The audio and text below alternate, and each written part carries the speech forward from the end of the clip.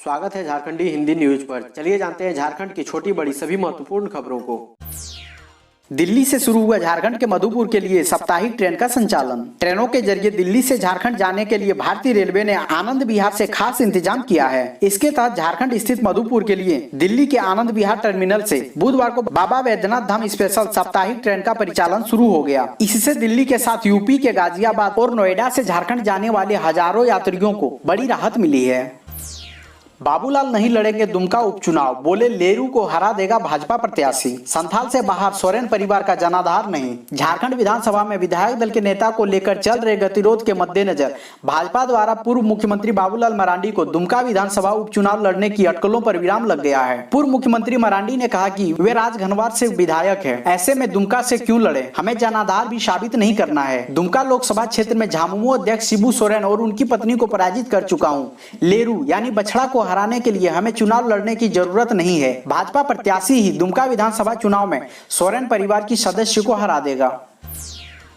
Social media पर बंगाल के police अफसरों की फर्जी प्रोफाइल। झारखंड, बिहार और यूपी से जुड़े तार। सोशल मीडिया साइट फेसबुक पर पश्चिम बंगाल पुलिस के कई वरिष्ठ आईपीएस अफसरों के फर्जी प्रोफाइल मिले हैं। जैसे ही पुलिस को इसकी जानकारी मिली, मामले की जांच शुरू हो गई है। शुरुआती जांच में पता चला कि पुलिस कमिश्नर और एसपी रैंक के अधिकारी के ये अकाउंट झारखंड, बिहार, उत्तर प्रदेश समेत अलग अलग राज्यों से संचालित हो रहे हैं। आधिकारिक सूत्रों ने यह जानकारी दी है। एक वरिष्ठ अधिकारी ने बताया कि उन्हें बंगाल पुलिस के सीनियर ऑफिसर के नाम से फेसबुक पर चलाए जा रहे फर्जी अकाउंट की जानकारी मिली है। मामले की जांच की जा रही है। फर्जीवाड़ा करने वालों को जल्द ही पुलिस गिरफ्तार कर लेगी।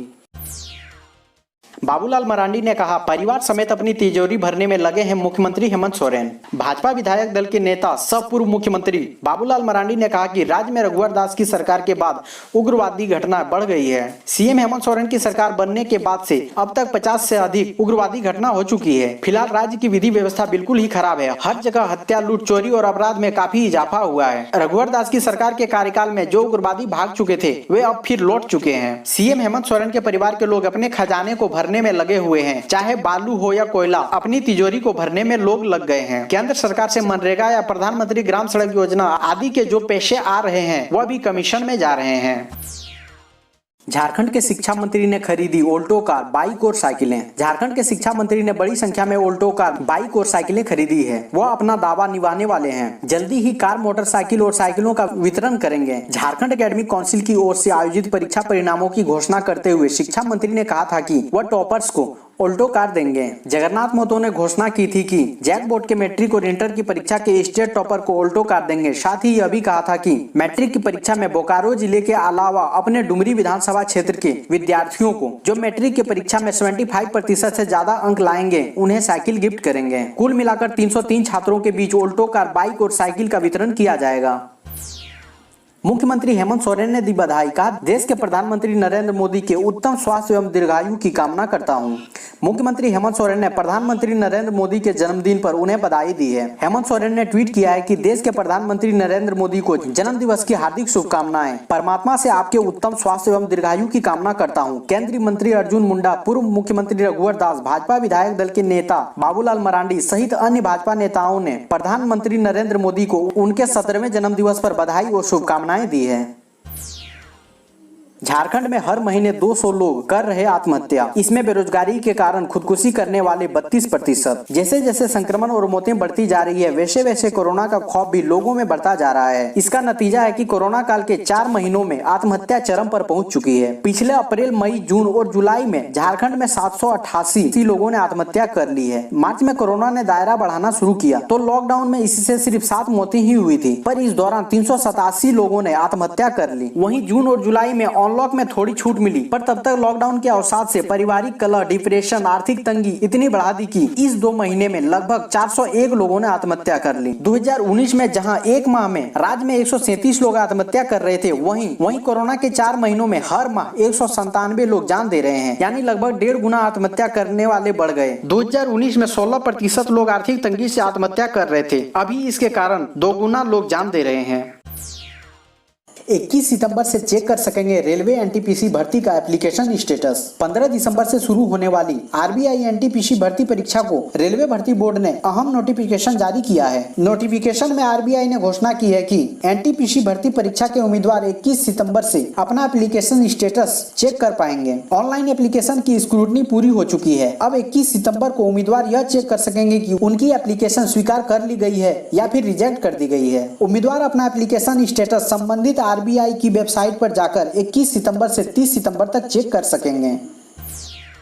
बैंक ऑफ इंडिया में 214 भर्तियां, 30 सितंबर तक करें आवेदन। बैंक ऑफ इंडिया ने ऑफिसर व मैनेजर समेत कई सीनियर पदों पर 214 वैकेंसी निकाली है। इन पदों के लिए bankofindia.co.in पर जाकर 30 सितंबर 2020 तक ऑनलाइन आवेदन किया जा सकता है। इनमें कुल 9 पदों पर वैकेंसी निकाली गई है। सभी पदों के लिए वायु सीमा और शैक्षणिक योग्यता अलग अलग है। इससे जुड़ी जानकारी के लिए अभ्यर्थी ऑफिशियल वेबसाइट पर पूरी जानकारी प्राप्त कर सकते हैं।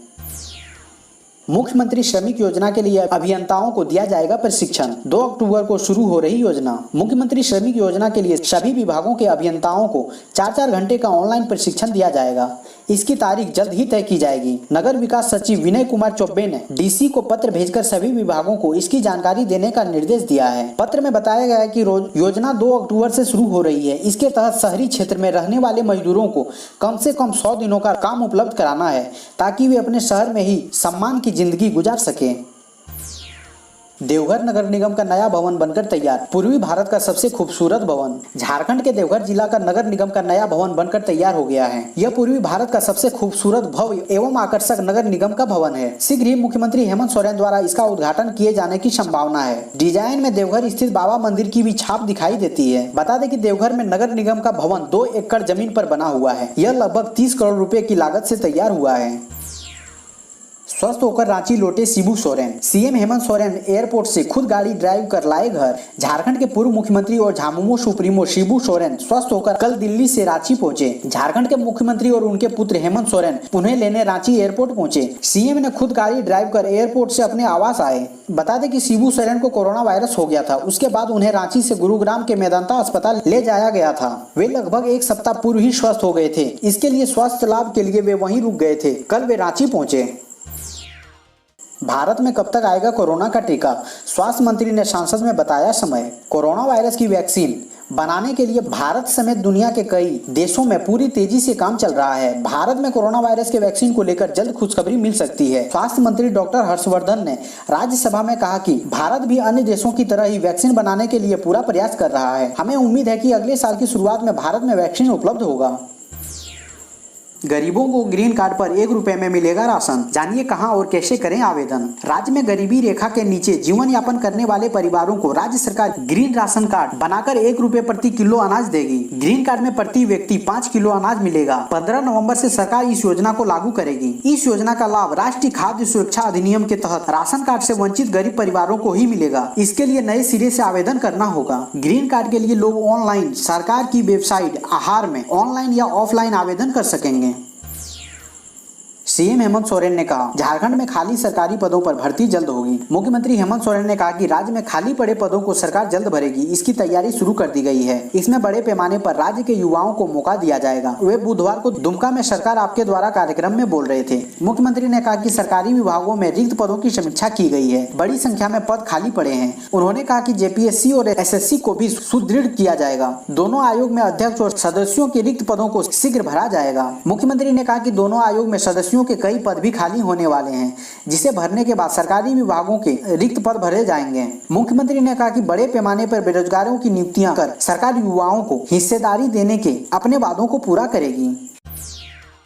विधायक बंधु तिर्की ने झारखंड लैंड म्यूटेशन बिल 2020 को क्यों कहा काला कानून। विधानसभा के मानसून सत्र में सदन में पेश किए जाने से पहले ही झारखंड सरकार के लैंड म्यूटेशन बिल 2020 का विरोध शुरू हो गया है। विरोधी तो विरोधी, सरकार के सहयोगी ही इसका घोर विरोध कर रहे हैं। सरकार को समर्थन देने वाले विधायक इसे काला कानून बता रहे हैं। राज्य के वित्त मंत्री और कांग्रेस नेता डॉक्टर रामेश्वर उरांव ने भी कहा कि इस पर विचार किया जाना चाहिए। इसलिए यह जानना जरूरी है कि यह बिल है क्या और इसका विरोध क्यों हो रहा है। दरअसल झारखंड की हेमंत सोरेन सरकार की कैबिनेट ने पिछले दिनों झारखंड लैंड म्यूटेशन एक्ट 2020 के लिए तैयार बिल को मंजूरी दे दी। विधानसभा के मानसून सत्र में इस बिल को पेश करके कानून का रूप देना है। इस बिल में एक प्रावधान है जिसमें कहा गया है कि राज्य में अब अंचल अधिकारी यानी सीओ समेत राजस्व से जुड़े अन्य किसी भी अधिकारी के खिलाफ कोई भी कार्रवाई नहीं की जा सकेगी। किसी गलती के लिए उन्हें जिम्मेदार नहीं ठहराया जा सकेगा। बिल के इस प्रावधान का जबरदस्त विरोध हो रहा है।